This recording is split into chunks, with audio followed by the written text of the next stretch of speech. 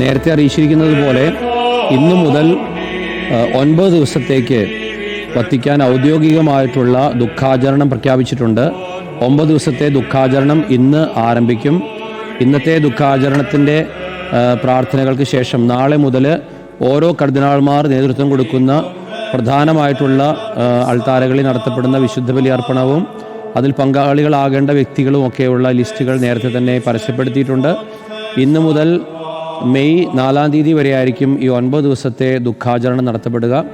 അതിനുശേഷമായിരിക്കും അടുത്ത മാർപ്പാപ്പയെ തിരഞ്ഞെടുക്കുന്ന കാര്യങ്ങളിലേക്കുള്ള പ്രവേശനം ഉണ്ടാവുക. അപ്പോൾ 9 ദിവസം ഓരോരോ ഗ്രൂപ്പുകൾ ഫ്രാൻസിസ് മാർപ്പാപ്പയുടെ നിത്യതയുടെ ലക്ഷ്യം വെച്ചുകൊണ്ടുള്ള നിത്യശാന്തിക്ക് വേണ്ടിയുള്ള പ്രാർത്ഥനകൾ നടത്തിക്കൊണ്ടുള്ള വിശുദ്ധ കുർബാനയും മറ്റു പ്രാർത്ഥനാ ശുശ്രൂഷകളും നടത്തുന്നതായിരിക്കും. വത്തിക്കാൻ്റെ ഓഫീസുകളിൽ ജോലി ചെയ്യുന്നവരുണ്ട്, അതുപോലെ തന്നെ മറ്റു രാജ്യങ്ങളുമായിട്ടുള്ള ബന്ധങ്ങൾ കീപ്പ് ചെയ്യുന്നവരുണ്ട്, അതുപോലെ തന്നെ അവിടുത്തെ റോമൻ രൂപതയിലെ ആളുകളുണ്ട്. അങ്ങനെ വ്യത്യസ്തങ്ങളായിട്ടുള്ള ഗ്രൂപ്പുകൾക്ക് ഓരോ ദിവസവും നിയോഗിച്ച് കൊടുത്തിട്ടുണ്ട്. ഓരോ ദിവസത്തിൻ്റെയും കർമ്മങ്ങൾക്ക് പ്രാധാന്യം കൊടുത്തുകൊണ്ടുള്ള ഓരോ കർദിനാൾമാർക്ക് ഉത്തരവാദിത്തം ഏൽപ്പിക്കുകയും ചെയ്തിട്ടുണ്ട്. അങ്ങനെയായിരിക്കും 9 ദിവസത്തിൻ്റെ ദുഃഖാചരണം പ്രാർത്ഥനകളിലൂടെ നടത്തപ്പെടുക.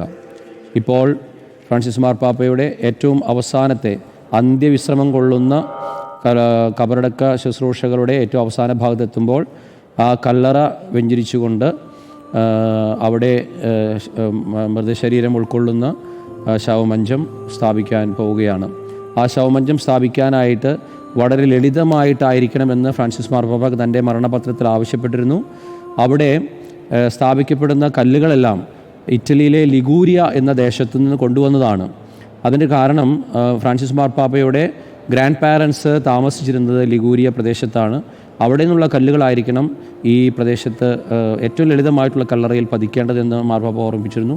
അതുപോലെ തന്നെ അവിടെ സ്ഥാപിക്കപ്പെടുവാൻ പോകുന്ന കുരിശ് ഫ്രാൻസിസ് മാർപ്പാപ്പ മെത്രാപ്പോലിത്തയായിരുന്ന സമയത്ത് ബോനസ് ഐറസിൽ അർജൻറ്റീനയിലെ മെത്രാപ്പോലിത്തയായിരുന്ന സമയത്ത് അദ്ദേഹം ധരിച്ചിരുന്ന കുരിശിൻ്റെ രൂപത്തിൽ അദ്ദേഹം ആ കുരിശ് തന്നെയാണ് മാർപ്പാപ്പയായപ്പോഴും ഉപയോഗിച്ചുകൊണ്ടിരുന്നത്. ആ കുരിശായിരിക്കും അവിടെ സ്ഥാപിക്കപ്പെടുക.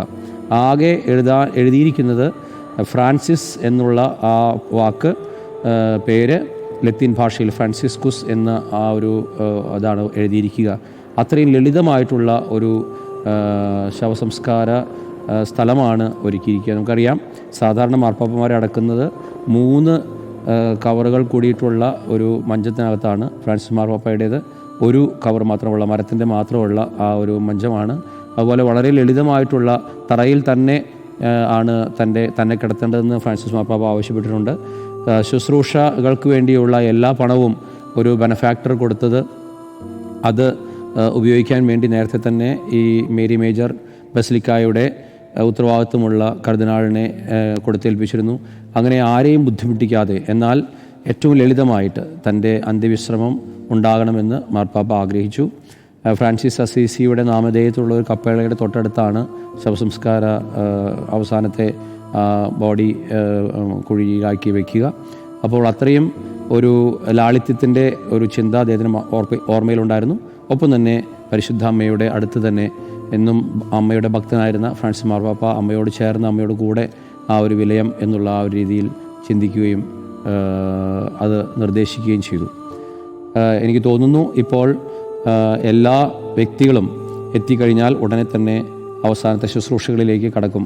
വളരെ ലളിതമായിട്ടുള്ളൊരു ശുശ്രൂഷയാണ് അവസാനത്തെ ശുശ്രൂഷ. ഏറ്റവും പ്രധാനപ്പെട്ടതെല്ലാം സെൻറ്റ് പീറ്റർ ബസിലിക്കായിൽ അതിൻ്റെ അങ്കണത്തിൽ നടത്തപ്പെട്ട് കഴിഞ്ഞു. ഇവിടെ നടത്താൻ പോകുന്നത് ആ കബറടക്ക് നടത്തുന്ന ആ ഒരു സമയത്തെ പ്രാർത്ഥനകൾ മാത്രമാണ്. കുഴി വെഞ്ചിരിക്കുന്ന പ്രാർത്ഥനയുണ്ടാകും.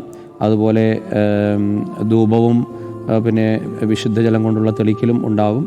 അവസാനമുള്ള മരിച്ചവർക്ക് വേണ്ടിയുള്ള പൊതുവായിട്ടുള്ള പ്രാർത്ഥനയുണ്ടാകും. ആ പ്രാർത്ഥനയോടുകൂടെ അവിടുത്തെ കർമ്മങ്ങൾ അവസാനിക്കും. ഒരു പക്ഷേ